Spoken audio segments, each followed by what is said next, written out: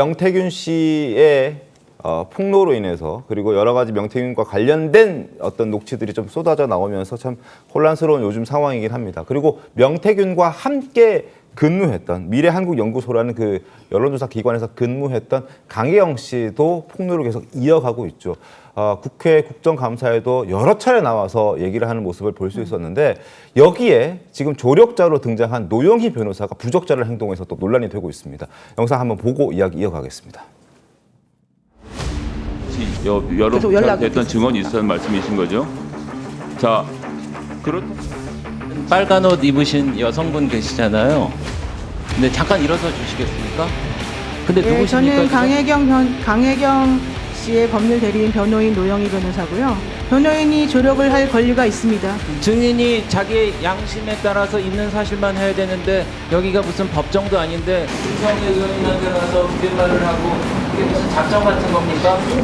제가 느끼기에는 발언의 방향을 바꾸거나 수정을 하시려고 하는 것 같은데 그거는 명백하게 그 증언을 오염시키는 행위입니다. 제가 언제 증언을 제가 왜곡하려고 했습니까?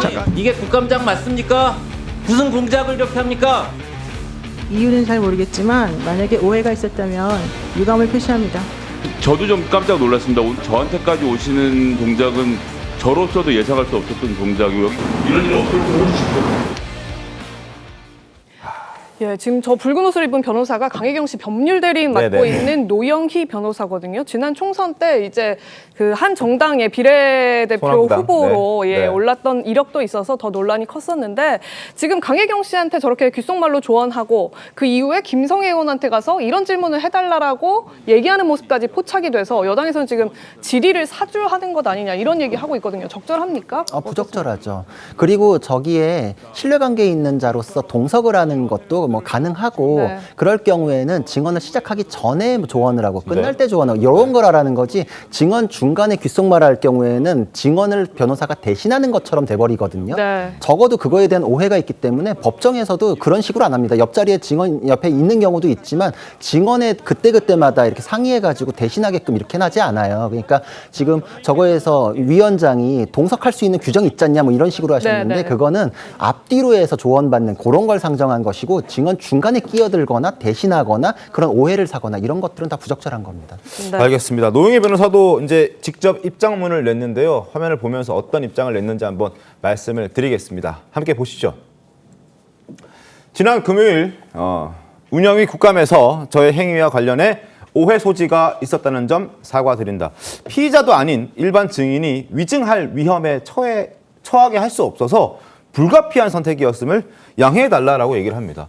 특히 야당 의원들이 소나무당 비례 1번 운운한 것, 이거 바로 이제 송영길 전 대표가 옥중에서 만든 당인데 이 당의 비례 1번 운운한 건 사건 본질과 무관한 부당한 공세다 이렇게 얘기를 했습니다. 그러나 어찌됐든 국회에서 저희도 뭐 최지원 앵커와 저도 마찬가지로 국회 출입을 해봤지만 여러 국감들을 보면서 저런 모습을 본 적은 사실상 거의 없었던 것 같습니다. 최 의원께서도 본 적 없지 지금 저 구자룡 변호사께서 말씀하신 것처럼 사실은 그 조력을 하는 거는요. 네. 저 증언을 하기 전 아니면 뭐 나중에 정회할 증언을 하고 때라든지. 나서 뭐 이런 네. 거지.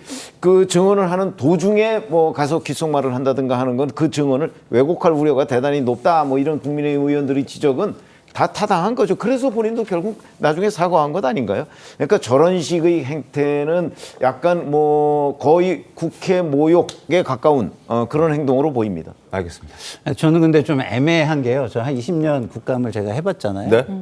근데 이제 기관 증인이라고 있어요. 네. 그러면 기관의 장이 나와서 이제 증언을 하는 겁니다. 국감은. 그럼 뒤에서 그 기관의 뭐랬죠? 소속 직원들이 보좌진들이 나와 있죠. 예, 직원들이 다 서포트를 하거든요. 모르는 건 뒤돌아서 물어도 보고 중간중간 쪽지를 넣어가지고서 정보를 주기도 하고 하기 네. 때문에 저 귓속말의 내용이 저는 뭔지는 모르겠어요. 근데 그게 뭐 팩트에 대한 건지 뭐 이런 거라면 저는 뭐 해줄 수도 있는 거 아닌가. 만약에 일반 증인과 기관 증인이 다르다고 보기는 또 어렵잖아요. 그렇기 때문에 저것이 내용에 따라 조금 달라질 것 같기는 한데 저렇게 뭔가 이렇게 메모를 넣어주거나 직접 대답을 하는 게 아니라 귓속말을 통해서 조금 얘기를 해주거나 이럴 수는 있는 거 아닌가 싶은 생각도 지금 있습니다. 방금 발언 자체에서 구분점이 드러나잖아요. 기관 증인은 기관에서 나온 사람이기 때문에 그 사람이 직접 자기가 경험한 걸 얘기하는 게 아니잖아요. 그러니까 팩트와 데이터가 중요하기 때문에 가장 잘하는 실무자가 제공을 해주는 게 맞고 저 증인은 자기가 겪은 거에 대해서 직접 얘기하는 직접 증인이거든요. 네.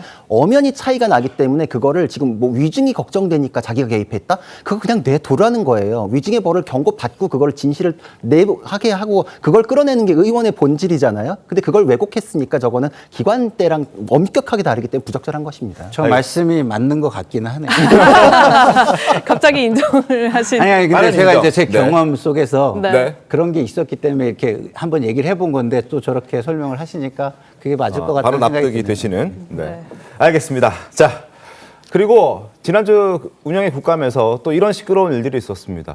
노영희 변호사가 야당 의원과 방송을 같이 했느냐 하지 않았느냐 이 논란도 있었는데 그걸 두고 지금 또 국민의힘 배준영 의원과 조국혁신당의 신장식 의원이 설전을 벌였습니다. 그 모습 잠깐 보겠습니다. 심장식 의원님도 노영희 유튜브 단골 게스트로 나와 계시는데 배준영 간사님 저한테는 사과하셔야 될 것 같은데요. 저는 제가 국회의원이 된 이후에 같이 방송한 적도 없고요. 그게 사실이 아니라고 그러면은 그 신장식 의원님께 죄송하다는 말씀드립니다. 노영희 변호사님하고 신장식 의원님하고 여기 유튜브에 같이 나오셨는데 다시 저한테 사과를 하시겠습니까? 자, 기억 못했어요. 죄송해요. 제가 기억 못한 거 죄송합니다. 대통령도 명태균 씨 잘 기억 못하셨다며. 너무 품격 없는 모습이 아닌가라는 생각이 좀 들긴 하는데 어떻게 좀 보셨습니까?